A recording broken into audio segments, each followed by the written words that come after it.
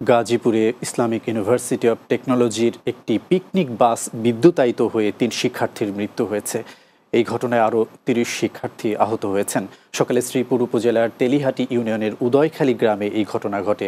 BRTC দ্বিতল চলন্ত বাসটি রাস্তার পাশ দিয়ে মাটির মায়া রিসোর্টে যাওয়ার সময় বৈদ্যুতিক সংযোগ তারের সঙ্গে বিদ্যুতায়িত হয়ে ঘটনাস্থলে ৩ জন শিক্ষার্থীর মৃত্যু হয়। এই ঘটনায় আহত হন আরও ৩০ জনের বেশি শিক্ষার্থী। তারা বিশ্ববিদ্যালয়টির মেকানিক্যাল ইঞ্জিনিয়ারিং বিভাগের শিক্ষার্থী। স্থানীয়রা বলছেন, গ্রামের শুরুর রাস্তাটি দ্বিতল বাসের অনুপযোগী থাকা সত্ত্বেও ঝুঁকি নিয়ে চলায় এই দুর্ঘটনা ঘটে। এছাড়াও বিদ্যুতের তারটি ঝুলেছিল। শ্রীপুর থানার ওসি জয়নুল আবেদিন জানান, প্রকৃত ঘটনা তদন্ত করে খুঁজে বের করা হবে। এই ঘটনায় জেলা প্রশাসন গাজীপুর অতিরিক্ত জেলা ম্যাজিস্ট্রেটকে আহ্বায়ক করে ৪ সদস্যের তদন্ত টিম গঠন করেছেন।